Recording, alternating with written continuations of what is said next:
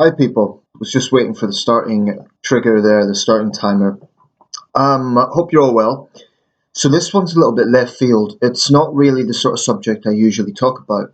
Most of my videos are current affairs, socio-political issues, but this one's a little bit different. I want to talk about pranks, actually. The idea of high-profile pranks or publicized pranks and delve a little bit deeper into that whole world. Now, obviously, I can't cover everything in one video, but I thought this would be an interesting one because it's something I have some views on insofar as I think there's pranks that can be used for a useful purpose, and they can even be constructive, whilst there's pranks that are immature and childish, and then there's pranks that go well beyond the red line and just mess with people, innocent people.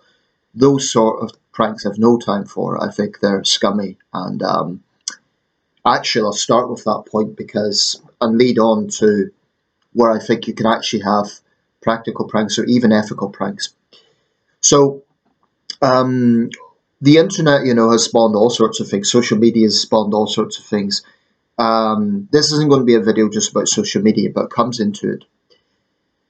It gives a platform for people to do things in a certain way and, get publicity in a way that you couldn't in the 1990s or the 80s or before.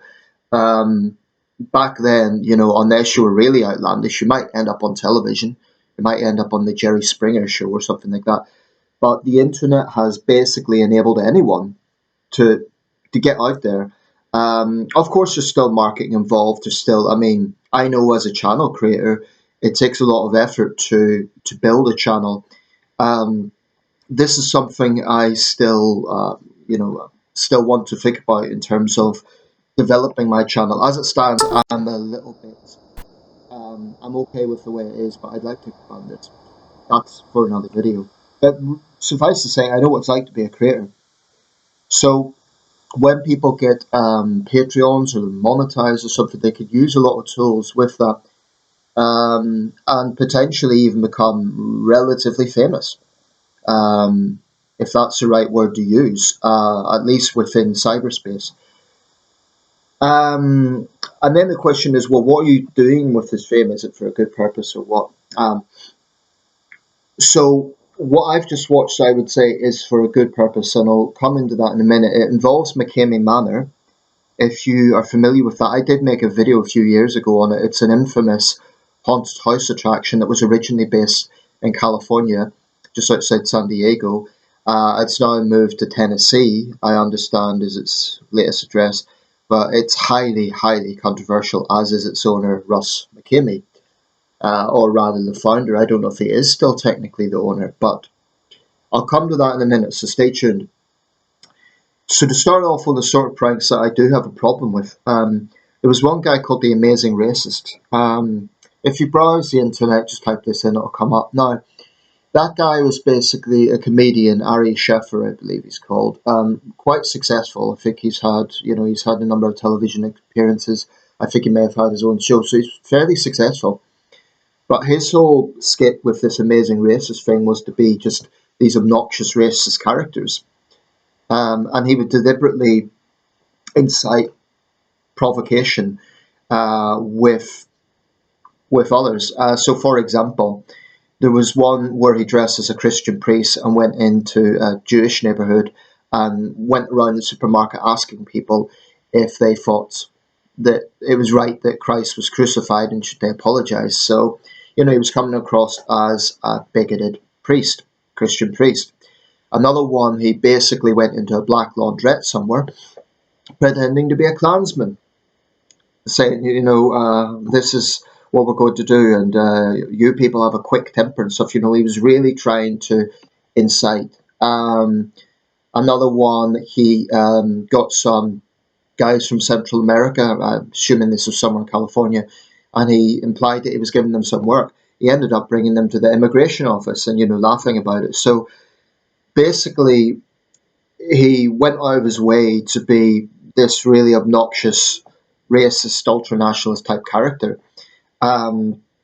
and he was so good at it that it was convincing. But he's a Jewish guy himself, and I'm not sure that he actually is a white supremacist. But here's the problem with I have with that sort of humor: the other parties involved were not actors. They were not people who were going along with it for laughs. They were just ordinary people. So, for those guys in laundrette, they think this really is a Klansman. For the people in the supermarket, they think this really is a bigoted priest, and so on. So there was no way that he sort of let the other party in on it. Even Sacha Baron Cohen, and I'm somewhat suspicious of some of his strategies, but even Sacha Baron Cohen on some level has the other party involved. Not always. He was famous for tricking people. Um, about Sacha Baron Cohen, since I mentioned his name, I think he's probably a very smart guy. I think he knows how to, get comedic success. And I'd be lying if I said there wasn't parts of Borat and Bruno I found very funny. I'd be lying if I denied that. But it doesn't sit well with me some of the ways that he went about that. So, for example, in Borat, um, Fox, the Fox 20th Century Fox in London, they misled some of the villagers in this so-called village in Kazakhstan. It was actually in Romania, and they were Romani people, and they ended up not getting barely a cent, and they were basically lied to. There was a whole documentary about this, and if you look at it, it was highly unethical. I also think Sacha Baron Cohen's a bit of a narcissist. I think he's the sort of person who, it's fine when the joke's on someone else, but I remember, and this was something that sort of switched for me, and thought actually he's a bit of an asshole, because there was some premiere, it was probably of Bruno or something, and a fan impersonated one of his lines from Bruno or Borat, and Sacha Baron Cohen just sort of was rude to the guy and wandered off like, I don't want to do autographs or something.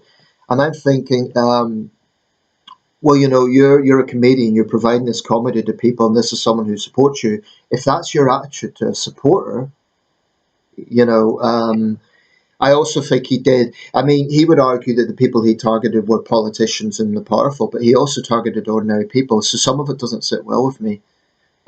He would also argue that through his comedy, he brought out people's internal bigotry, and that's certainly true.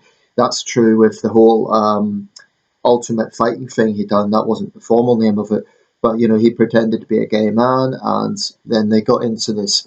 He pretended that he'd turned straight. Straight Dave was the whole skit, but basically it incited a riot.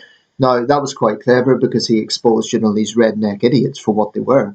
So I think he's got some skill, but for me, I think there is some ethical questions about some of the people he targets and some of the strategies he uses. Um, I've also seen a lot of pranks online where you get people who, they think it's funny to publicly humiliate a stranger. To me, that's not funny at all. It's different if it's a game show. There used to be a show in the UK. If you're about the same age as me, you'll probably remember this. You've Been Framed. I think it was. No, it wasn't You've Been Framed. It was the other one with Pat, the guy with the mullet. That's going to bug me now. Pat Sharp. Yeah, he'd done Funhouse. Funhouse. That's what I'm talking about. So there was a whole bit at the end where the child contestants got to gunge their parents, and I think it was Funhouse.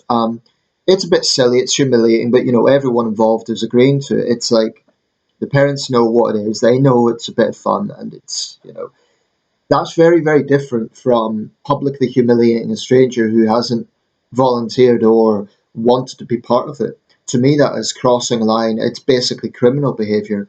I mean, some of that gets into assault, basically. I have a big problem with it, and I don't think that sort of humour, that sort of prank should be supported, because it's basically a very obnoxious form of bullying, really. It's publicly humiliating someone. It's a very obnoxious thing to do. Um, so I do have a big problem with that. And what I've noticed is a lot of people who follow this stuff. They'll use comedy for anything. They will literally say, "Oh, it's just comedy. It's just humor. It's just a prank." The problem with that argument is you could, under that line of thinking, use comedy as an excuse for anything. You could go out and punch a stranger and say, "Oh, it's just comedy." which of course it isn't. It's assault. But that's the problem I've got with that sort of online type prank, because there's absolutely no red lines. It's like anything goes. Let's humiliate people. Let's degrade people.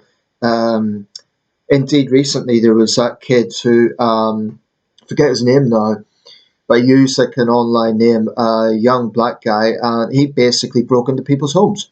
He broke into people's homes. He was a criminal.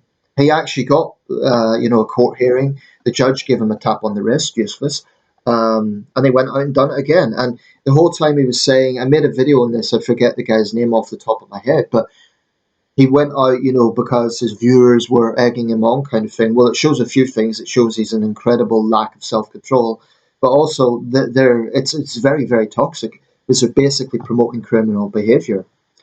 So I can appreciate an intelligent prank if it has some purpose in maybe exposing bigotry in even an ethical sort of angle. That's where I get on the more positive side of things, because I do think you could get ethical pranks.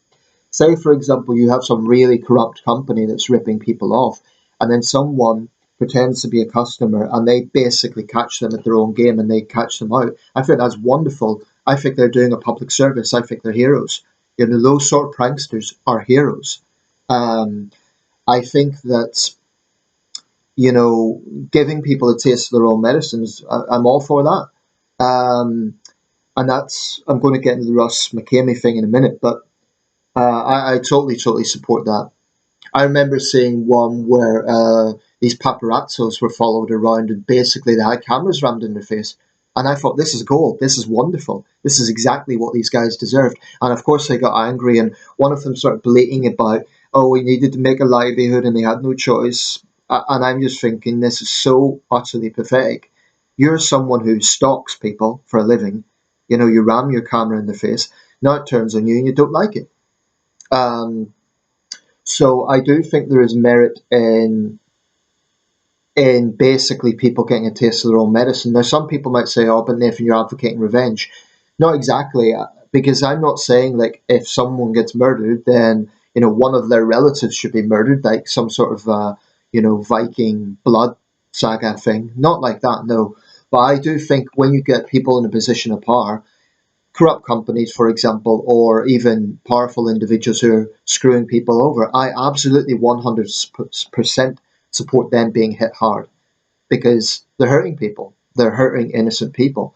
So I think it's a very good thing for them to eat some humble pie. Now, I couldn't do it myself because, firstly, I'm known on this channel. If I was to go out and be a prankster, not that this channel's viral, but it wouldn't be too hard for them to just, find me somehow. So it would fall flat. Also, comedy is not my forte. I'm a serious guy. I appreciate comedy. I have a good sense of humor, but I myself, I'm not particularly funny. And I know I'm not. It's just my personality. But I appreciate good comedy, and I appreciate an intelligent prank. Um, when it has that sort of ethical purpose. Prank calls to obnoxious people, I'm all for that. Although that would get into territory of, well, do you prank call just people you disagree with? That gets a little bit murky. But if it's people who are, for example, cheating others, messing others around, turning the tables on them, actually, the closest I came to it, this isn't really a prank, but it's about the closest I got to this line of things.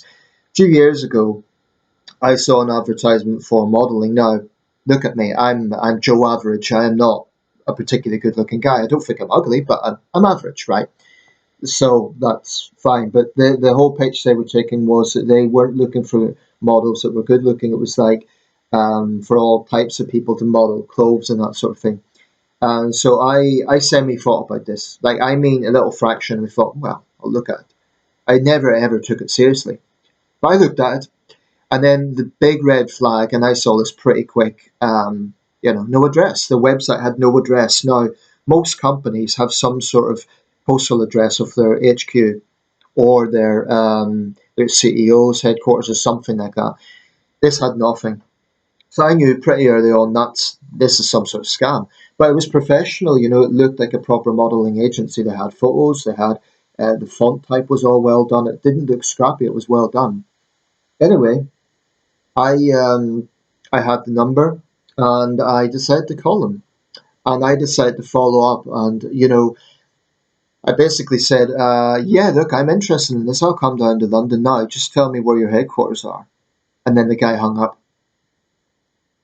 So that just proved that it was, a scam. What they actually said on the thing was that they would meet someone they named some location, but it wasn't headquarters. It didn't correspond.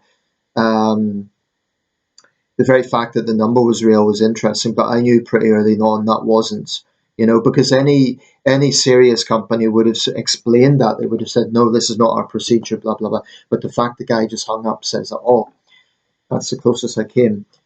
Now, I don't want this video to roll on too long, so I'll quickly mention McKamey Manor. This place, yeah, it's an extreme haunted house. If you're not familiar with it, there's a lot of information about this online. Basically, it was set up, I guess, in the early 2010s. I don't know exactly. It might have been the late 2000s in California by a guy called Russ McKamey. Now, it models itself as the world's most extreme haunted house attraction, where people have to sign a legal waiver. They have to have a safe word. They have to be physically fit. They need doctor's notes, all this sort of thing. So it's modeled to be really extreme. There's some really strange rules whereby contestants bring greyhound food, supposedly because the owner has a greyhound charity or he's affiliated with one. But basically, they show footage of this online. This is what's publicly available, and it basically shows people before they even get into the attraction being roughed up. Literally, they're blindfolded, they're beaten up in the back of a van, they're made to do squats. Then they get into the attraction.